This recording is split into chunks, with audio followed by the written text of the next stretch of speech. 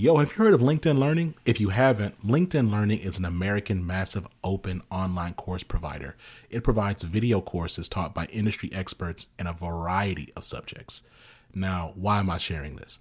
I'm sharing this because Living Corporate is in partnership with LinkedIn Learning to provide diversity, equity, and inclusion courses. Listen, if you're trying to be a better ally, you want to understand better diversity, equity, inclusion strategies, or you just want to learn how to be a better leader, you got to check out the courses on LinkedIn Learning. So check it out. You can do it one of two ways. You can click the link in the show notes, or you go to LinkedIn Learning and you search Living Corporate. Again, link in the show notes, or go to LinkedIn Learning and search Living Corporate. I'll see you over there.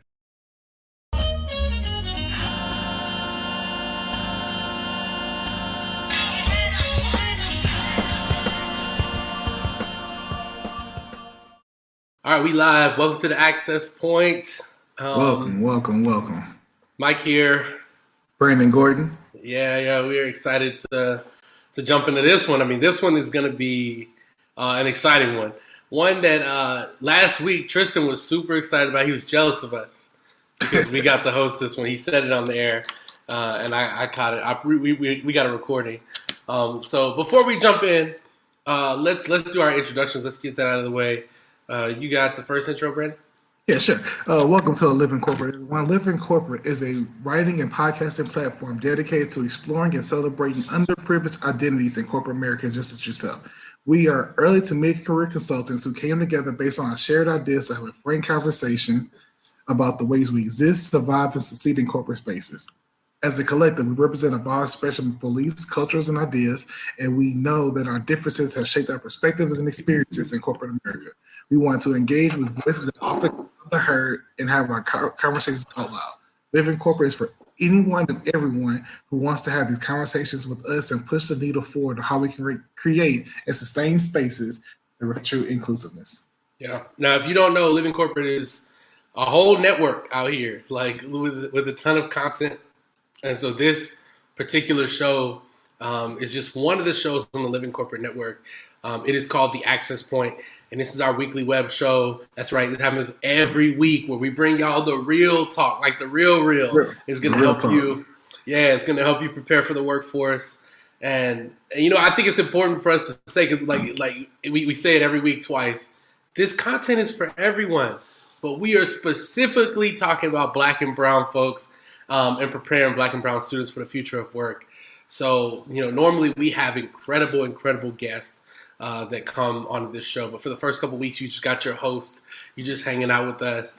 And we'll have some guests on next week. So before we jump into our conversation, just take some time. What's up, Chandra? Thank you for hopping in. Get your people over here, right? Share the show. Share it on Twitter. Share it on Facebook, LinkedIn. Text somebody. Get them over here and let them know that we're having this awesome show. So let's jump into the topic. The topic. Okay, so the topic we have this week is, I just had it. Well, it's called effective documentation.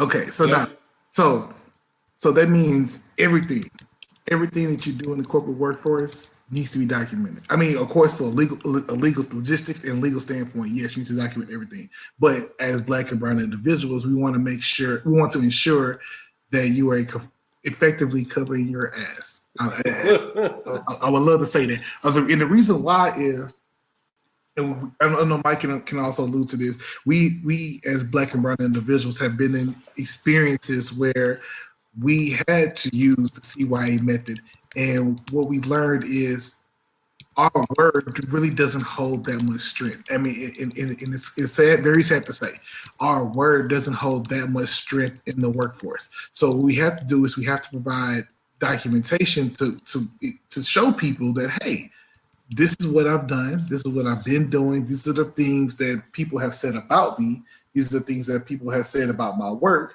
and I need to show this to you in documented form. And I know, Mike, I'm pretty sure you have anecdotes of these kinds of stories as well. Yeah. I mean, like when most of my work in my professional career has been in education. And so the most helpful thing somebody told me when I got into education was they were like, document everything, keep everything. If you have a phone call, record the phone call, like write down don't like record them without the note, but like write down in certain jurisdictions, certain states, you can record it without their notice. Yeah, without their notice. Yeah. I don't even know what the laws are in Texas where I live, but I know, like in Oregon, if you live in Oregon, you can record away, right? But yeah, so I recommend, like, for Zoom calls, I even today, now when I have Zoom calls, the first thing I say, hey, do you mind if we record this, right? So I don't want to leave it up to question, and particularly I had a situation where, in my first year teaching, I had a parent who called me, and I was teaching speech. And his daughter, who was an elite soccer player, she's really good. She used to travel all over. Like, she's on this great travel team, right?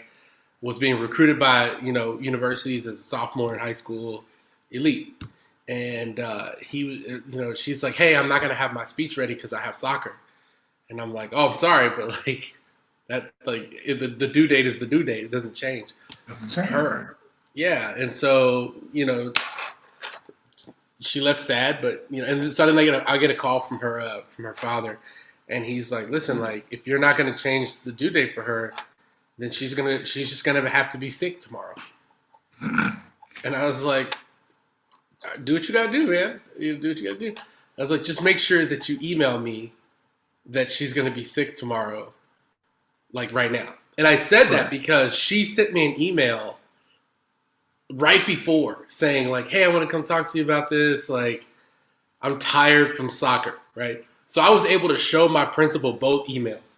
I'm tired from soccer, and then, oh, my daughter's sick. Right. And they called everybody in there, and she was like, no, I'm not sick. My dad was trying to, right? So it covered me from, I was working in a private school, and in private schools, rich white parents, all that kind of stuff, right? So it covered me. That's the earliest situation I can remember in my professional career, but there's a ton of them. What about you? What kind of situations have you been into? Mainly just early in my career, get my ideas stolen. Yeah, and I was working for this company called JCA. So I was working for JCA and JCI. Some work called JCI, and what I've learned was just shooting ideas out just in the wind, and people getting a hold of it and then taking 100% credit for it. And that's the thing I realized, like, I have to write everything down, document it, and be in meetings where my managers and people of the sort, higher ups, could actually hear my ideas, and they won't be stuck. They won't get stolen by other people that's looking for credit. It was on a project. It was on a big project in downtown Houston, doing HVAC controls. I figured out a way to make the system run more efficiently, and just shooting ideas out in the wind. One of the project managers took the idea, ran with it, and I was just left in the wind because I didn't just say, well, he took it and said, hey, this is mine. I'm like, well, this is mine. And it was just a he said, she said. I couldn't win because he had more experience than me and with the people he was working with. So one thing I've learned was write everything down, and not just on a notepad, but actually in emails or some way of tracking, and let people know your ideas, because when other people get it, they may revamp it and take it as their own, and you are left out in the dirt. That's why there are things called patents. Pretty much a patent is the ultimate CYA, because if you don't have that kind of information, anybody can steal it. Anybody, and then you won't get credit for it. And now in 2021, you have credit, so if you have an IP or intellectual property of some sort, you can get monetary value for it. And that's really what it is. We're trying to protect you, which is the investment. Well, trying to protect the investment, which is the investment is you. So, what are effects of CYA that you can think of? So, I think there's a couple. I think I'm gonna put this in the chat as well. And also, Chandra, feel free to ask any questions.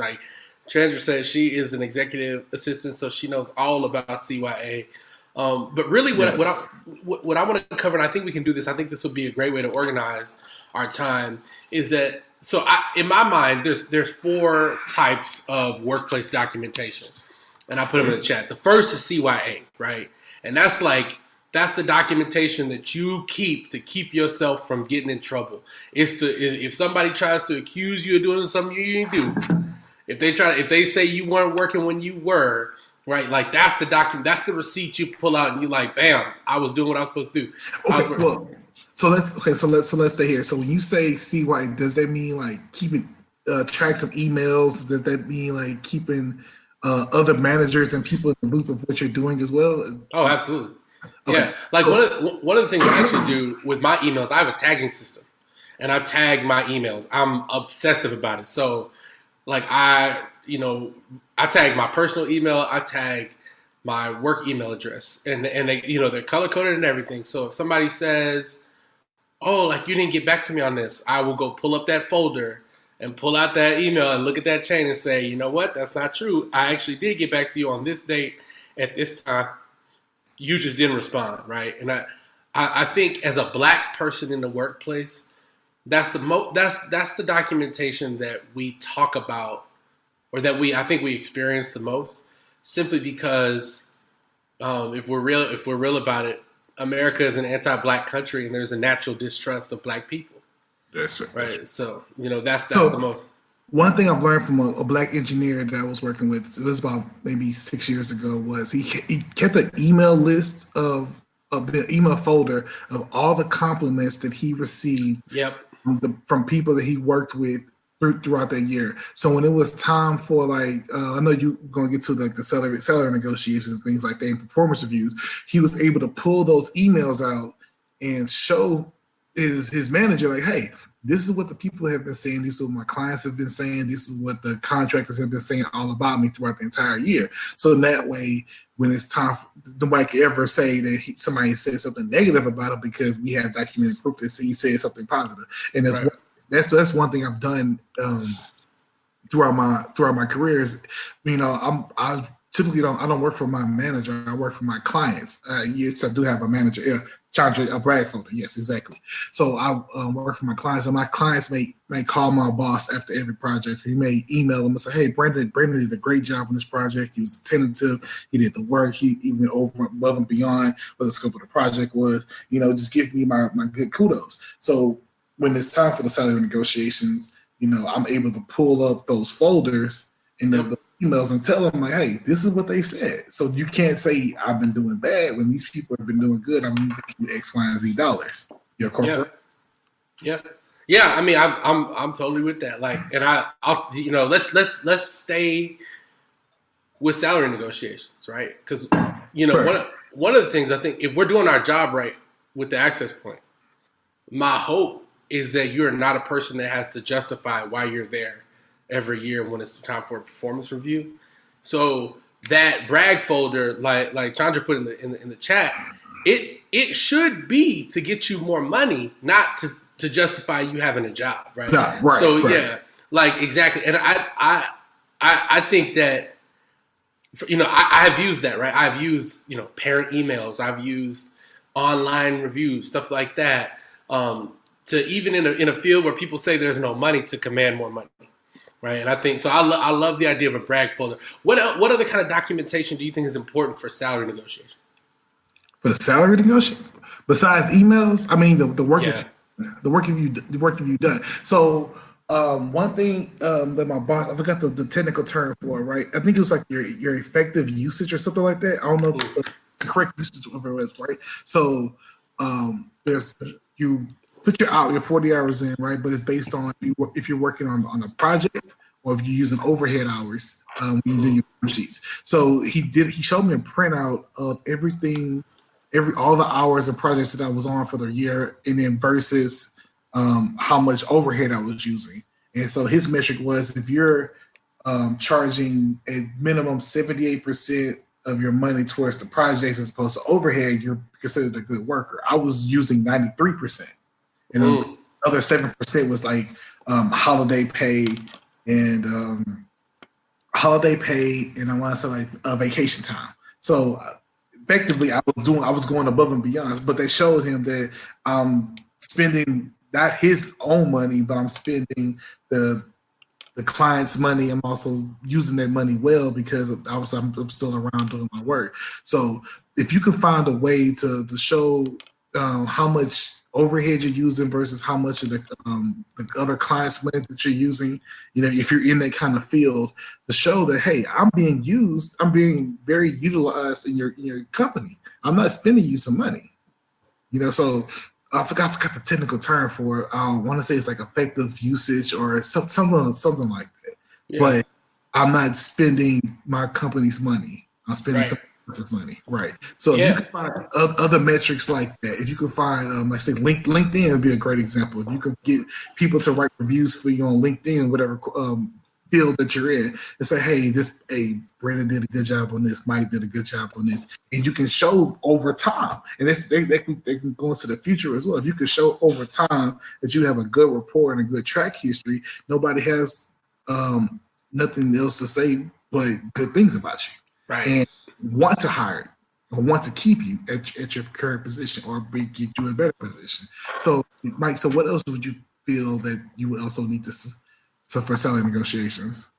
Yeah, man, I think like part of this goes with number 2, protecting your IP as well. And I love that you brought up LinkedIn, because one of the ways that I have done this with salary negotiations has been to use the entire internet space, right? So if you get featured in some magazine, right? Like let's say you get a Forbes feature, right? As a matter of fact, so when I got my first Forbes feature, I put it in Slack. And I'm sure there are people that was like, oh, he's arrogant. But I shared it in Slack because, number 1, I was happy about being in Forbes. But number 2, I needed them to know when it comes down to salary negotiation, I'm not like the rest of these people up in here, right? Like I'm featured in Forbes. Where are they at, right? And when it came around to that, and we started talking about new positions and new stuff, they looked at me and they said, okay, well, like what separates you? And I said, oh, well, let me pull out this Forbes. Let me pull out this Austin American Statesman. Let me put, I started pulling out printouts of these places where I had been featured, right? And all of a sudden the conversation was different. You know what I'm saying? So I think it's also seeking opportunities, like what work can you do outside of your job that's connected, right? That proves your value to the greater, like the world. So like I have 2 TED Talks, right? That for me, that's a salary negotiation tool. And I said this last week as well. Like, yes, like TED is cool. Like the moment is cool, right? Like going up on the stage, people clapping for you when you, but that is not, that I could care less about that. I've done that enough in my life. I don't care. I want the YouTube video because I want that receipt. I want, when it comes time views. For somebody, exactly. I want views. And so now I can put it in front of somebody and say, this talk has 36,000 views, right? Which means that means something to the community. So as long as I'm working, I will have those for salary negotiations, but also it's my IP. Right. It's my intellectual property. So I do the same thing, but like you say for LinkedIn, but I also do that for Twitter, right? So yep. So if you follow me on Ghost Sigma, shameless plug, by the way, on Twitter. So I was actually searched my name, right? Somebody said on Twitter like a couple of weeks ago that if you search your Twitter name, see how many articles are posted using your tweets. So I did that. I knew I was posted on the Source magazine. I was on Washington Post, Yahoo News. Let's see, Out magazine. That's kind of weird, but okay. Bro Bible, just local magazines. Rolling Out. So I've been on a few major publications, just on the social atmosphere. But I mean, just like you said, Mike, if you show people like, hey, look at me. This is what I do. Yep. What I do well. People watch me. If you watch Battle Rap, the famous Sue Surf say, people watch me and a lot. Yep. So if you can get people to watch you and a lot, it can show your worth and show your value. Exactly. I mean, I think that like the game of salary negotiation and the game of growing on social media is a game of attention. That's all it is. It's all it's ever been, right? That's all it is. If you can drive attention to your company's name and their mission, then that money's gonna follow, right? Like, you know, I mean, I think the other thing is podcast, right? So the other thing I would say with documentation, I wanted a way to claim my IP and capture like a running record of my ideas, but also I wanted my network to speak out loud. So part of the reason why I started my podcast, the Schoolish podcast, is so when I have guests like Nir Eyal, who's one of the world leaders in behavioral science, who means like his name means in the education world, it really everywhere. Just put it this way: he's an angel investor, and here's the companies he's invested in: Eventbrite, Canva, Anchor, the podcasting platform, Kahoot, right? Like all of his investments hit. You know what I'm saying? So like being able to have a conversation with him on my podcast and have that video as evidence.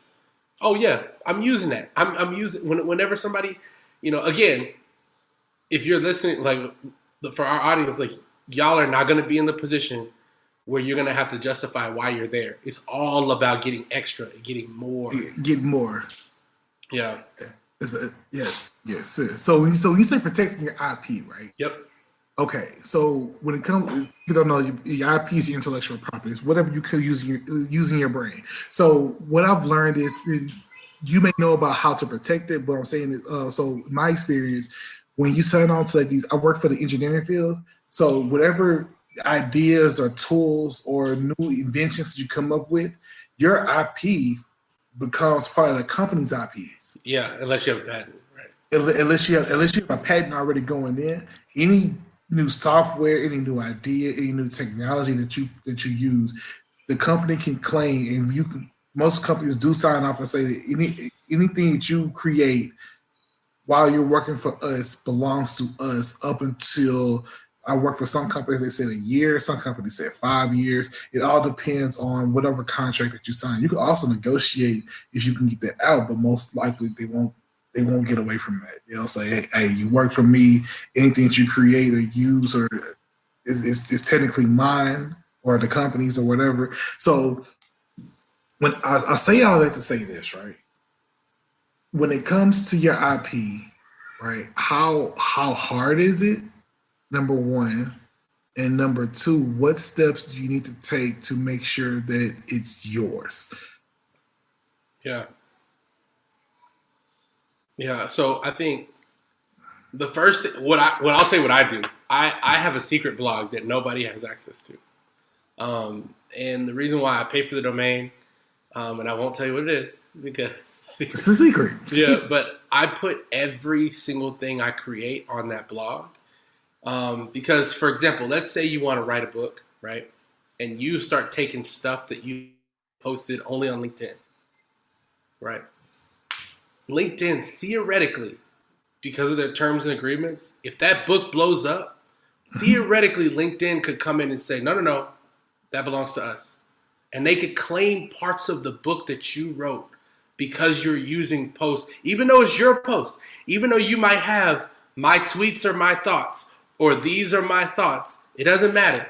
Unless you have it, unless it comes from a place of ownership, right? So for me, like before I post on LinkedIn, I'll write the post out on this blog, and then I'll post it on LinkedIn. And I make sure that timestamp, right? So, and I know it is an extra step, and it does sound crazy, but I plan on... Yeah. Listen. It's how you got to protect yourself, you know? Like... I think it's just making sure that you have an original source that's not for public consumption, that belongs to you. Like I have a friend who he writes screenplays, and he does the poor man's copyright, where he whenever he produces something, he just mails it to himself. So even like pages in his notebook that he turns into a screenplay, before he talks to any producer or any director, he literally like just rips the note, like he'll type them out, print it out, and then he'll put the printed copy next to the original copy, and he'll mail it to himself and leave it sealed. So if there's ever any dispute, he's got his IP. The other thing I think you can do to protect your IP is be really big and bold about, like, I mean, honestly, like to be really self-promoting.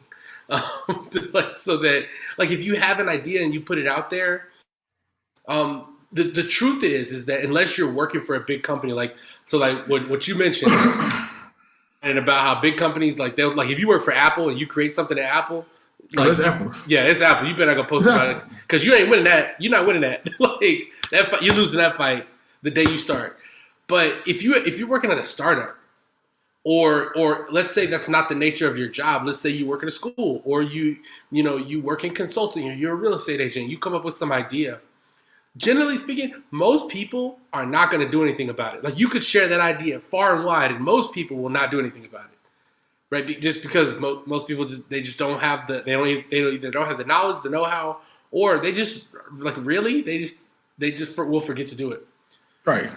This is like the Gary Vaynerchuk method, if you will. But like if you're big, loud, and fast enough, and you're consistent enough with that message, enough people will know that idea or that message is yours. Yeah, like I think like you're seeing this on TikTok. Well, people will create these dances, and then they're like, "I'm the real creator of this dance, and nobody's giving me credit." Well, you didn't protect your IP. You just put it on TikTok. So one thing about the dances, this one guy with the money reside, he made sure he protected his IP and got his stuff copyrighted. Yeah. He said. Go ahead.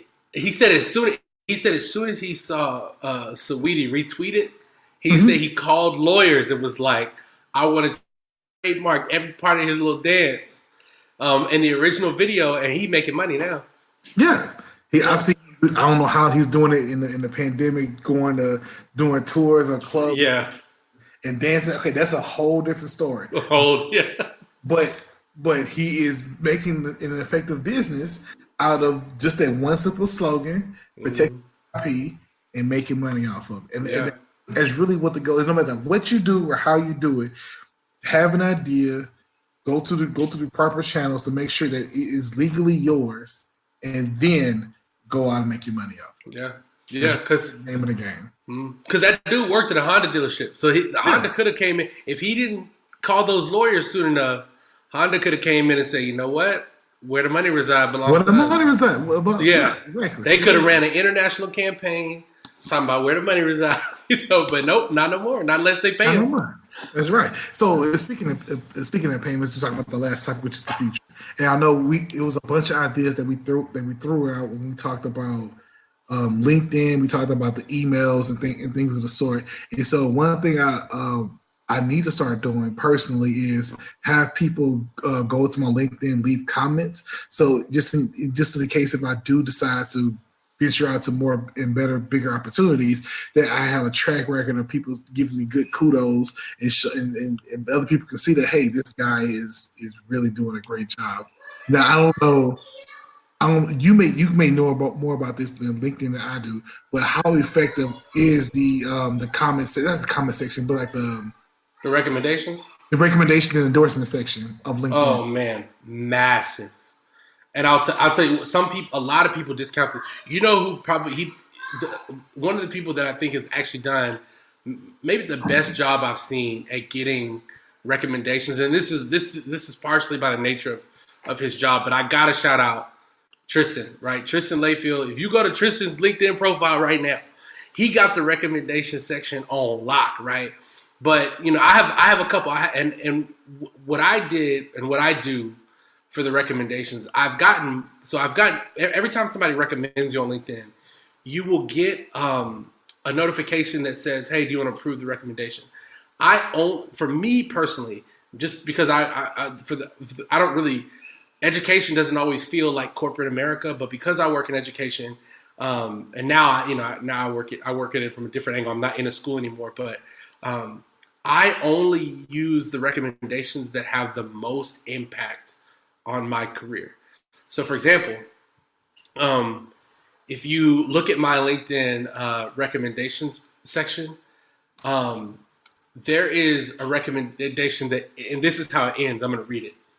It says, if you want to understand what the future of education looks like and need a juggernaut who can kickstart an alternate education revolution in your district, school, or organization, Mike Yates should be the first person that you call. Right? That line right there has actually gotten me a job. Like literally, I showed up at an interview and they were like, this is what somebody said about you. You don't need to justify yourself. We know you're awesome, right? That one recommendation. So I think the recommendation section is powerful. If your job is a job where you're working, if it's client facing, if you're consulting, if you're an account manager, if it's customer service based, every single time you close out an interaction, you should just ask for the LinkedIn recommendation. Every time. And it, like, let's say you ask 100 people a year and you have a 10% conversion rate. That's normally 10 more recommendations than most people have on their LinkedIn profile.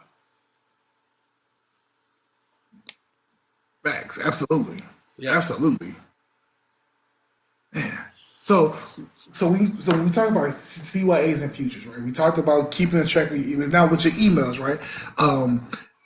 Go through your legal, not the legal department, but your HR department, and see if you can print off the emails and see if you can use those for other job opportunities and things like that. Because your company may say you can't print off the emails. This is confidential information and things of the sort. So if you have the opportunity to print off emails to say about your accomplishments, about what you've done, and you may potentially can use those emails from your own personal coworkers to for different jobs or different job opportunities, they could be very helpful as well. But the whole point of it is to make sure that you are putting yourself in the best possible position. Yeah. That's really what it is. I mean, we could also talk about all the woes and negativities of covering your ass, but really what it comes down to it is I'm protecting myself, I'm protecting my financial investment, I'm also protecting my future. Is there any way that there's nothing, and there's nothing wrong with that. There's nothing wrong with fighting for yourself. That's basically what it is. We're just fighting, making sure you're in the best possible position. Say it 3 times, man, to fight for yourself. Right. I mean, because if you don't, like, nobody will. You know, and the other thing I'll say, the thing I cannot stress enough on the access point is that you start looking for your next job the day you start your current job. Oh, wait, whoa. Okay. Now that's a very good question. Why? Okay, here's what I mean by that. I don't mean that you start a new job and you go on LinkedIn or Indeed and you start actually a job search. What I mean by that is the work that you do in your current job is going to set you up for the next position. Right, and unless you decide, which some people do, and there's no shame in this, unless you say I'm going to be at this company for 20 years.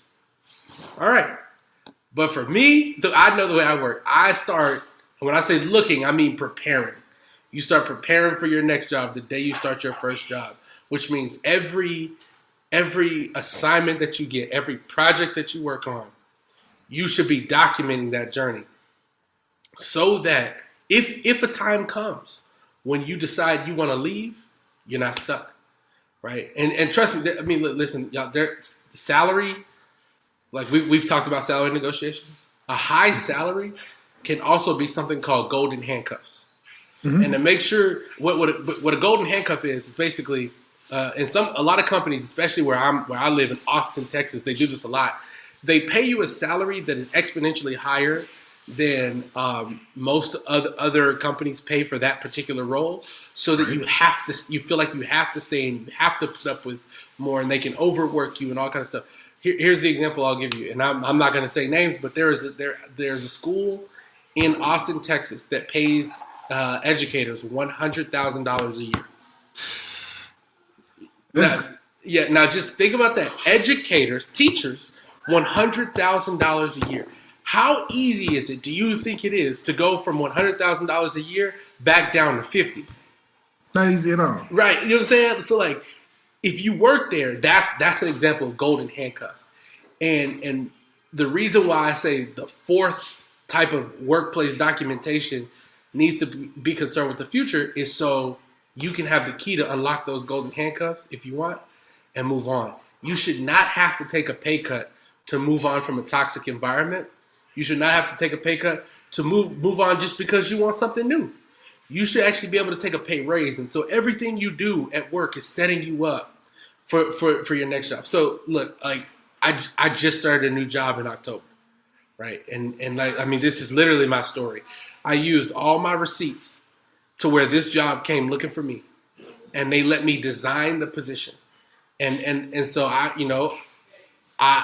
was able to make a smooth, very nice transition.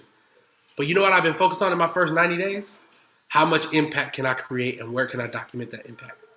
Right? Because I'm not saying I'm going to leave in 90 days. I'm not saying I'm going to leave in 3. I'm not saying I'm going to leave at all. But I know that the word of my current employer, the way that I'm viewed there, the latitude that I get, the responsibilities that I get, is going to help me learn something, and it's going to help me show another company why I'm valuable enough to offer me a better position. Right. Okay. Now, you said something about golden handcuffs, right? And I know this is kind of out topic, right? So why do companies? I know you talked about, is it more of like a mental thing to where I know, especially living in Austin, $50,000 won't take you a long way in Austin, based on what the current living expenses is in Austin. So when they pay you this salary, right? Typically, you don't see that much room for improvement as well when it comes down to pay raises and increases, right? So yeah, but this place is crazy. This place is different. Okay. But what I don't understand is the turnover rate high? Is it hard to get the position? Like, how is the job? Yeah. So generally speaking, with in my experience with companies that you can describe as golden handcuffs with those types of positions, generally speaking, the turnover is not very high because they create scarcity in order to drive the salary up. Like this particular place, the pay scale goes from $100,000 a year to $200,000 a year to $400,000, and then there's really nothing above that. But you see very big leaps, right? So let's say you've gotten to 400, and now you've adjusted your life to live at 400,000. I mean, to them, it's like you gotta stay, because like, where are you gonna go to get? So the other thing I'll say, like, when I say golden handcuffs, I don't mean any job that pays a lot. So golden handcuffs specifically are jobs that pay a lot of money, but you have a very vague job title, and it's not like just by your title alone. So like, if you're making $200,000 a year and your job title does not say chief this or chief that or vice president of this, you know what I'm saying? Like, if it doesn't say that, people are like, first of all, when you apply for other jobs, nobody really knows your salary unless you report it to them, which you should never actually. So nobody should really even know your current salary. So when you think about that, if you have a job that has a very vague or like analogous jobs, and in tech, people love to say things like, "Oh, I'm the SEO wizard." Like, if you're the SEO wizard and you make $400,000 a year, how are you going to convince somebody to let you be the vice president of search engine optimization? Right. And your title is SEO wizard, right? Now you're unhappy. You have this weird job title. Nobody knows what you do, but you make a lot of money, and you can't find yourself a way out of that company. That's a golden handcuff, right? Yeah, it's a popular tool in tech to keep people. Like, what these tech billionaires figured out is they were like, look, if I can essentially box somebody into a role and then justify it by saying, look, I'm paying you a lot of money, so you should be up at night and you should be working extra hours, and you should actually hand me the intellectual property to anything that you create, right? Like, that's how they do it, right? Like, it's pretty much another form of slavery, pretty much. Yeah, it is. Yeah, I mean, it's damn near indentured servitude, right? Wow. I see. I never. First of all, that's morally and ethically wrong. Just in my book, right? Number off top. Yeah. But when you hit, first of all, most people never heard of getting $100,000. Most people won't touch $100,000 in a year. If you are, you're very blessed. Number one. Number two, once you adjusted your lifestyle around that money, you can't go less. Yep. You got that car, you got the house, you got the kids, you got bills. You adjusted your entire life around that. Wow, I would never think about doing somebody like that. Yeah. Well, and then it's like you said also, like BJ, you said psychologically. Like even if you can adjust your life to where you can go back psychologically, you know how hard it is to like take a 50% like decrease in pay. Like I've never had to do that, you know. So no, I haven't either. Like I've talked to my wife plenty of times about, you know, I've lived off of $100 in college back in my freshman year. I've lived off $100 in college for 2-3 months. Yep. I can't do that now. Mm-mm. My life has been adjusted to live a certain way, eat a certain way, do certain things with my body, like, you know, getting massages and taking care of myself to where I can't do that kind of stuff anymore. Just living like a savage. I can't do it. Yeah. And people are actually using that the corporations are using that to their advantage. Yeah.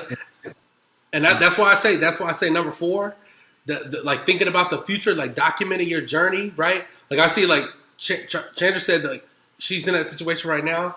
Look, my advice is to start documenting, right? Start building a case for yourself, and even if it takes a year, right? I'll just tell you out very transparently, like, look, the golden handcuffs. I know about the situation because I lived that situation. I was in one of those positions, and all I did was I said, you know what? Like I was in this place for 3 years, but at year 1.5, I started making my plan. I started posting on LinkedIn.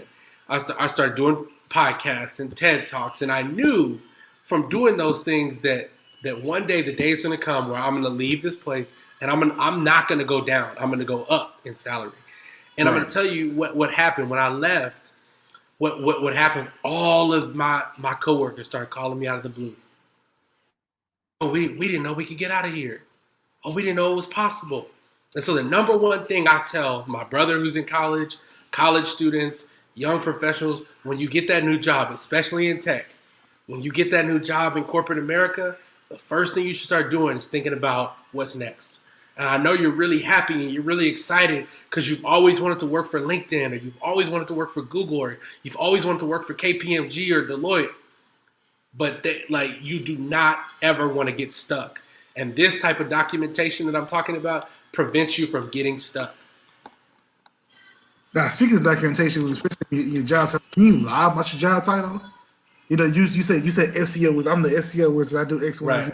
Can you lie about it? Can you not really lie, but tweak it in such a way that, because they really don't know their job titles, right? Yeah. So can you document somewhere and say I was a project manager of, it was just project manager, or was I a program specialist? You know, how can you document it to where you won't pigeonhole yourself into staying in one specific lane?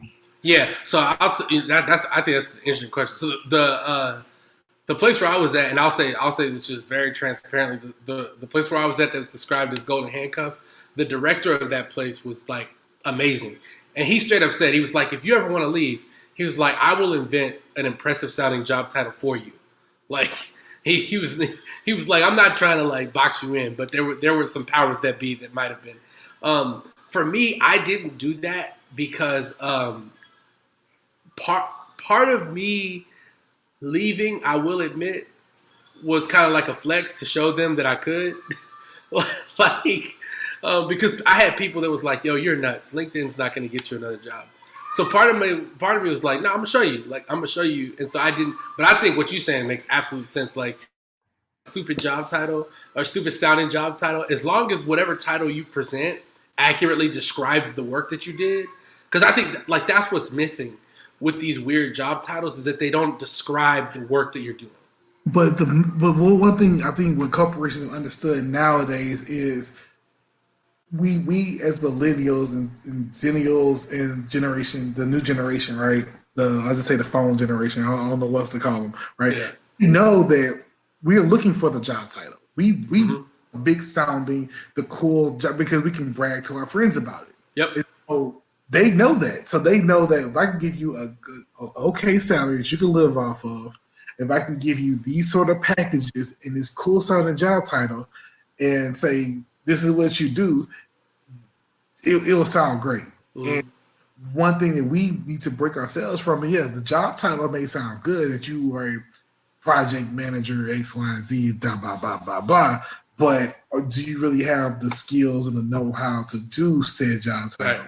Right. And people to back you up when it comes down to your getting your kudos and things like that, when it comes down to promotions and maybe to another company. Oh man, yeah. Job titles mean nothing to me.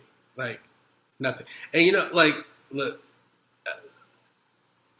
the one thing I'll say is like if you're gonna fabricate your job title, well, not fabricate, but like if you're in a situation where you have like a silly job title and you have to like rework it, I think that's a common thing to do. But the thing I'll say is like don't don't fabricate it. Don't lie. You know, there's too many people on the internet right now that's lying. Too many entrepreneurs lying about their successful business, and too many people lying about how I know people that I'm very close to that are telling all kinds of lies on the internet about their career, and that's not like if you want to talk about documentation, like do not lie because it's gonna catch up with you, right? Like I mean. And the story I'll give you is that I have a friend who has a very large internet presence. I have several friends who have very large internet presences, and one in particular is a master of deceit. It's very good at it, world class. And I had a person reach out to me who was interested in investing in his new venture. And they were like, you got to give it to me straight. And I was like, look, because of my reputation, I'm not like, you know what I'm saying? Like, I had to pull out a different receipt that wasn't, you know, I was like, this is not true. Right. You know what I'm saying? Like, it's straight up a lie. And so the thing, like, you will get caught if you are making up stuff, if you lying about your receipts. Like, that's not the type of documentation we need. But yeah, I think if you have to be creative with your job title or anything like that, I really think it just has to describe what you actually are doing, right? Like I have a job title that people think is impressive, and I'm like, I don't even know what that means in our organization. Like, I'm too new. I also don't care. I just I like to have fun at work. That's all I care about. So so I know I've lied on not really lied, but exaggerated some of my job titles. Like, yeah, I was my current job title, I'm a process safety engineer. So I did say that sounds impressive. It does sound impressive, but that's what I do. But I also said, I do project management too, because I've had project, but my title was process safety engineer. But I've also said, I've done project management, I've done X, Y, and Z, I've done. But you have. I have. Yeah, exactly. But my official job title was process safety engineer / project manager, even though I never was officially granted that project management position. I got you. Companies, yes, I've done project management. Therefore, I will grant myself the title. They don't know that, but they do know I have the experience to do the work. Right. Yeah, and I think that's what I mean. Because what you did was you took a very real thing that you were required to do in your job, and even though, because let's just be real, like employers have every reason to have you be a project manager without naming you a project manager, because then they gotta pay you to be a project manager. So they would love to just have you do that thing without, you know what I'm saying. And if you were doing project manager, I don't see I think that's the way that you communicate it is the way that you communicate. But I would include it and let them know this is what I did when I was it's great. I have a friend named Markel who the engineering world is kind of foreign to me. It's very different. It's different to me. But I have a friend named Markel who's an engineer at Tesla, right? And Markel's not. He has several patents for very real things that are on a Tesla, but he will not tell you at all about, like, he does not want to talk about it. Like you have to pry it out of the guy. The couple of times I've talked to him. Look, man, engineering, you might as well speak in hieroglyphics or speak in Braille, because just that's a whole different engineer. So you can talk one simple topic. I don't want to talk engineering most of the time anyway. I just want to talk regular type stuff. But Mike, we are at the 49-minute mark. Yeah. Great. Now, if anybody has any questions, where can they find you, Mike?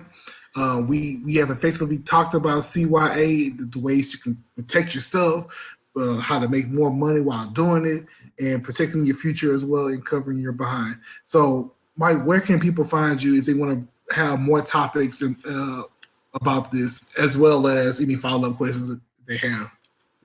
Yeah, find me on LinkedIn, Mike Yates. Find me on Twitter at just Mike Yates. All right. And you can also follow me on Twitter at Ghostface Sigma. Follow Living Corporate at Living Corp _pod. Follow them on LinkedIn as well as at Living Corporate. Next week we will have Tristan and Tiffany. They'll be talking about respectability politics. So next week, same time, same channel. Next week, they'll be talking about respectability politics. This will be Tristan and Tiffany. It's gonna be a good one. This will be Tiffany's first show of the year. Yes, it will. Yeah, so I'm gonna bug her about that. Let's go. All right, man. So if anything else, we enjoyed you guys staying on, and we'll see you guys next week.